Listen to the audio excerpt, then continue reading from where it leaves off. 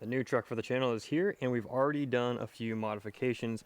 I'm Nicky Kovac. If you haven't subscribed already, go ahead and hit the subscribe button because we're going to mod out this Duramax 1500 GMC for the next while. I'm going to keep it for a good minute. So if you're not familiar with the channel, or if you are, this channel was previously based around my 5.3 2021 Sierra. This is a 2024 Duramax diesel GMC Sierra. We've already done 3 modifications to it in the very first week of owning it. Let's go ahead and let you hear the diesel sound.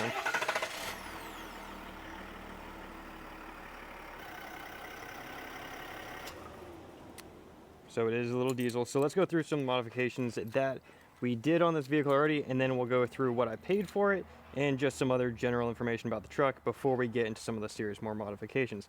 So one of the first steps, as you can see on the outside, is we already did some high clearance off-road steps. These are a GM step, but these are the steps that I really wanted when this truck gets lifted. This is the high clearance step that you're going to kind of want. It's bed lined, it's metal, it's got something, you know, it's not a rock slider, but it's out of the way, but it works, and it'll help keep some of the dirt and other things off the side of the truck. Now the second thing, which down here in the south that you really want to have is, oh, we're locked up, is window tint. I don't think that a lot needs to go into that. It's ceramic metal window tint. Anyways, I can do a whole video about the window tint that we chose. It was like 400 bucks. Got the windshield, the 2 front windows, and then this rear window isn't tinted. It's just darker glass, but just got that done. So can't touch the windows for a little bit. Do a whole video on that if you're interested. Now the biggest upgrade, and the thing that I've never done for any of my vehicles, is added leather. This vehicle was in elevation more base level with a center console. There's no Bose audio, anything like that in here. But adding leather to this truck transformed it. To me, this is like an AT4 now. There's no difference besides, you know, you don't have a sunroof, you don't have cooled seats. Every elevation comes with heated seats. You've got what what do you not have besides the lift kit and small terrain tires, right? What else are you looking for? So anyways, leather seats was really cool. It's something that I actually negotiated into the deal. It was only a few $100 the way it got worked into it, and we'll get into some of those numbers at the end if you're interested. But dealer source leather seats, really nice. I'm very surprised by the quality, really firm. You know, it doesn't feel like it's going to wrinkle up or anything like that. So let's dive into the truck. Some of the initial impressions. If I'm comfortable with what I purchased, and do I like it?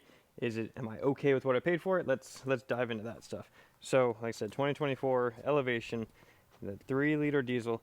This is the coolest motor I've ever owned. I've only put probably 500-ish miles on this truck, but with 28 miles per gallon right now in the first tank, it's pretty unbelievable.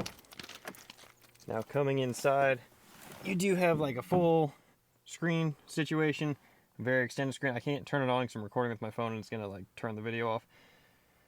You have trailer controls, lane assist, auto stop, all the things that I'm never gonna use.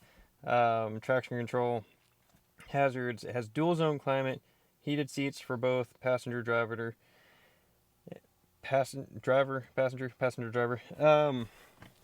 Big center console, really nice. Wireless charging, pretty neat. Otherwise, steering wheel is exactly the same as previous years.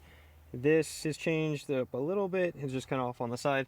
I will say this feels like, coming from a 2021, like I'm driving a completely new vehicle.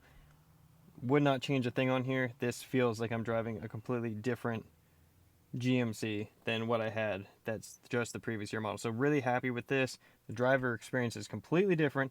I think it's better. And then on the top of that, let's go talk about, let's turn around to the sunny side of this vehicle. Now, the thing that I complained about probably the heaviest on the 2021, same package, X31, is the fact that the Rancho shocks that come with this truck previously were the worst thing since unsliced bread. Like, the worst thing. Now, these have actually come full circle. I took this to work, so it's a little dusty, and went down some washboard roads. If you don't know what washboard roads are, they're the thing that make your bed jump around and you kind of you start fishtailing going 5 miles an hour. Didn't happen. Shocking, actually. So I don't feel the urge to replace the shocks. Granted, it's going to get lifted. It is too low for what I need. on a daily basis at work. I'm going to hit the front end on a rut or something like that. But as far as stock goes, if I didn't need to lift this truck, I would be 100% happy with what this is. So beyond that, 20-inch wheels, some dual all-terrain tires. For most people, this is going to be good enough what you need. Super deep tread. Speaking of wheels and tires, something really exciting for the channel is our new affiliate is TireRack.com. I've got a link down below. They are not sponsoring my videos, but they are an affiliate partnership. So anything that you need, wheels, tires, suspension, brakes, anything like that, if you click the link, buy anything through that link, it helps the channel out tremendously.